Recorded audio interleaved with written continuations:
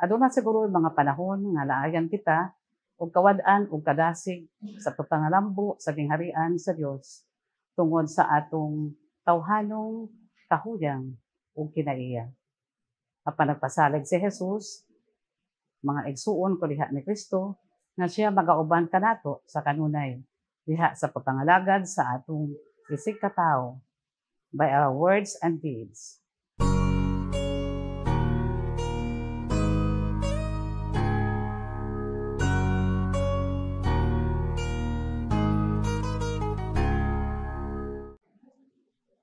Mga igsuon ko sa pagtuo, si Kristo miingon, ako mianhi sa kalibutan aron sa pagpangalagad, dili aron alagaran. Ang pagpangalagad usa ka dakong oportunidad aron mapaila nato si Kristo ngadto sa uban. O usa-usab kini ka pribilehiyo sa pagpasalamat sa Dios sa mga grasya nga iyang gihatag kanato sa matag adlaw. By our loving service, we are giving it back to God for all the graces He bestowed upon us. Maayong adlaw kaniyong tanan, mga igsuon diha ni Kristo. Ako si Reverend Mother Maria Luella Grace L. Buscato DSD. Ani anak usab kita sa atong inadlang tulumanon palandong sa mga pulong sa Dios. Ang atong ebanghelyo karong adlaw from the Holy Gospel of St. Mark, chapter 4, verses 26 to 34, nagpadayag sa usa ka sambingay, sa usa ka liso nga human sa pagtanom, inanay kining nitubo o nilambo. And in God's appointed time, the harvest of the fruits will come.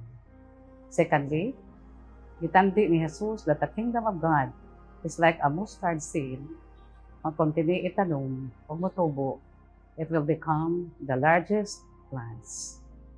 Manangha kini o mamunga, and then the birds in the sky can dwell in its shade. Mga kahigalaan, niining ebanghelyo nga atong kadungog. Nagpadayag kini sa atong contribution to spread the words of God to other people. O nga unta mamahimo kitang mabungahon or fruitful diha sa misyon nga gihatag sa Dios kanato. Aduna siguro yung mga panahon nga laayan kita og kawad-an ug kadasig sa pagpangalambo sa gingharian sa Dios tungod sa atong tawhanong kahuyang ug kinaiya. Apan nagpasalig si Jesus, mga igsuon ko diha ni Kristo nga siya magauban kanato sa kanunay diha sa pagpangalagad sa atong isig katawo by our words and deeds. Diha sa atong pagsakripisyo, may tabo siguro nga laing tao na ang mamupo sa mga bunga niini apan dili kita angay nga ma-discourage tungod kay ang atong pagpangalagad ilabi na diha sa simbahan.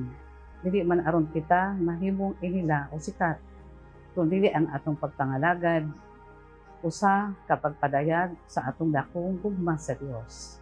Pinaagi sa pagtagad sa mga panginahanglan sa atong mga isikatawo. Ang importante, maigsuon ko diha ni Kristo, ang atong paghatag sa atong kaugalingon and the service of our fellow men comes from the very core of our heart, not to be appreciated and praised. Like Job in the sacred scripture, nga puno sa mga blessings sa iyang kinabuhi, nagbunga ang kanang paningkamot. He had all the needs that he needed every day. He is rich, had a happy family, maids and servants, mga kahayupan, patigayon o uban pa. But he was stripped off of his riches. Nang puno pa siya sa nuka, apan wala gayud siya nagmahay sa Ginoo. Ug naingon pagani siya, ang Dios may naghatag, ang Dios usab maoy magbawi sa tanan. Daygon ang ngalan sa Ginoo. And because of his faith in God, he was rewarded by the Lord, more than enough sa iyang gikinahanglan. Mga higala, we're all stewards in this earth and everything is passing. Pagmadasigon unta kita kanunay sa pag-alagad sa Dios o maningkamot sa pagpalambo sa iyang gingharian. Sama ni St. Therese of the Child Jesus na miingon, I will spend my heaven doing good on earth. Marasigon ba kitang mag-alagad sa Ginoo?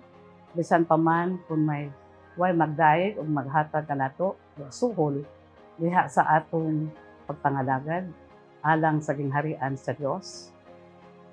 Mga igsuon ko diha ni Kristo, we will ask the Lord na unta tagaan kita og dugang grasya aron kita makalahutay diha sa atong pagpangalagad ug usab ang panabang sa atong mahal na inahan, ang mahal na Birhen Maria, the first disciple of Christ, sa grasya, sa pagpaubos ug pagtuman sa kababuton sa Dios sa matag adlaw sa atong kinabuhi.